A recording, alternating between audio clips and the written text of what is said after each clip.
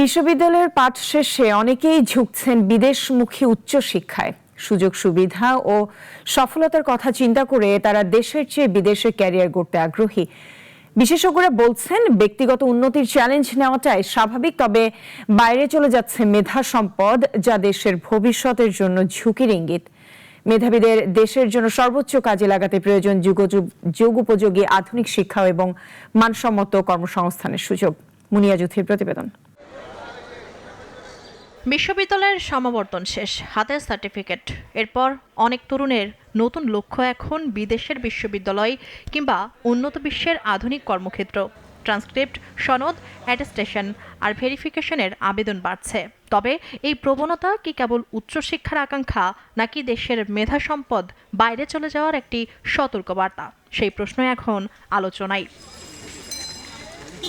Career গড়তে বিদেশমুখী অনেক তরুণী তাদের ভবিষ্যৎ সুরক্ষা আর যুগোপযোগী বাস্তবতার কথাই বলছেন। এখন তো গ্লোবাল ভিলেজের যুগ, এজন্য নিজেকে বিশ্বব্যাপী যাতে বিশ্বের সাথে তাল মিলিয়ে রাখতে পারি, সেজন্যই মূলত চাইনিজ ল্যাঙ্গুয়েজটা শেখা। এ নিয়ে দেশের শীর্ষ বিদ্যাপীঠ ঢাকা বিশ্ববিদ্যালয় কর্তৃপক্ষের ভাষ্য, বিষয়টিকে তারা মেধা পাচার হিসেবে দেখেন না। তাদের মতে বিদেশে কেউ অধিকতর সুযোগ বেছে নেওয়ার প্রবণতা মানেই দেশের মেধা হারিয়ে যাওয়া নয়। একজন শিক্ষার্থী সে এখান থেকে অনার্স কমপ্লিট করে সে যদি তার ক্যারিয়ার ডেভেলপমেন্টের জন্য সে সার্ভিস হোক, হায়ার এডুকেশন হোক, ক্যারিয়ার ডেভেলপমেন্টের জন্য দেশের বাইরে চলে যায়, এটা তো মেধা পাচার না। সে যদি আবার দেশের বাইরে গিয়ে হায়ার এডুকেশন করে বা 5 বছর 10 বছর চাকরি করে আবার দেশে ফিরে আসে, দেশের কাজে লাগেন, তাহলে তো সেটা আবার দেশকে উনি কিছু দিচ্ছেন বা দেশের ভিতরে দেশের উন্নয়নের কাজ করছেন। পুরো বিশ্বটাই এখন গ্লোবাল ভিলেজের যে কোনো জায়গায় সে চলে যেতে পারে, তার নিজের লেখাপড়ার জন্য হোক, নিজের কর্মসংস্থানের জন্য হোক, চলে যেতে পারে। এটা তো ব্রেন ড্রেন না। তবে শিক্ষা বিশ্লেষকদের কেউ কেউ মনে করেন বিষয়টিকে এখনই মেধা পাচার বলা না গেলেও সতর্ক হওয়ার সময় এসেছে।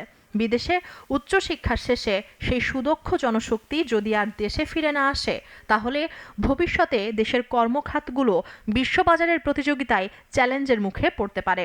এমন তো না ক্লাস 5-এর বাচ্চা যাচ্ছি বিশ্ববিদ্যালয় থেকে পাশ করা ছাত্রছাত্রীরা, তারা মনে করে যে এই দেশের শিক্ষা ব্যবস্থাটা তো দেখলাম, এবার ভিন্ন দেশের শিক্ষা ব্যবস্থাটা একটু এক্সপ্লোর করি। সেই ইনটিউশন থেকে, সেই ইন্টারেস্ট থেকেও তারা মাইগ্রেন্ট করছে।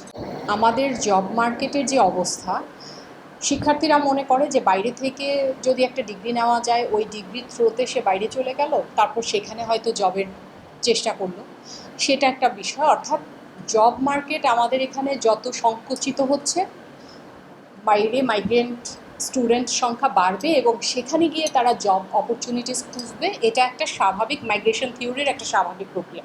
অন্য বিশেষজ্ঞরা বলছেন এই প্রবণতা কেবল দেশের মেধা সম্পদ বাইরে চলে যাওয়ারই ইঙ্গিত বহন করছে।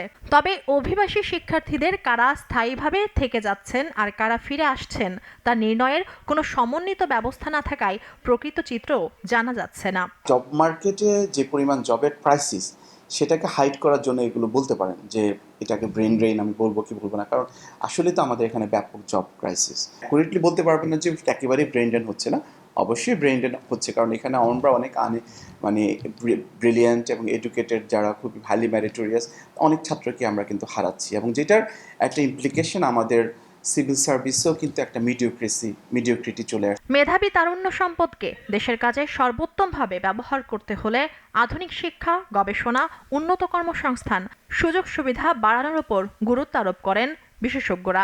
সরকার থেকে এই ধরনের ইনোভেটিভ প্রকল্পগুলো বা ইনোভেটিভ আইডিয়াগুলো নিয়ে আসতে হবে, যাতে করে তারা যদি চাকরি নাও করে, বাট তাদের মেধাটা দেশের মধ্যে কাজে রেখে উদ্ভাবনী শক্তির মাধ্যমে দেশের মধ্যে তারা কিছু করবে, যেটা দিয়ে বাংলাদেশ বহির্বিশ্বে নিজেদেরকে গৌরবোজ্জ্বল ভূমিকা নিতে পারবে। উচ্চশিক্ষার জন্য বিদেশে যাওয়া এটি কি বৈশ্বিক বাস্তবতার অংশ, নাকি ভবিষ্যতের মেধা পাচারের পূর্বাভাস?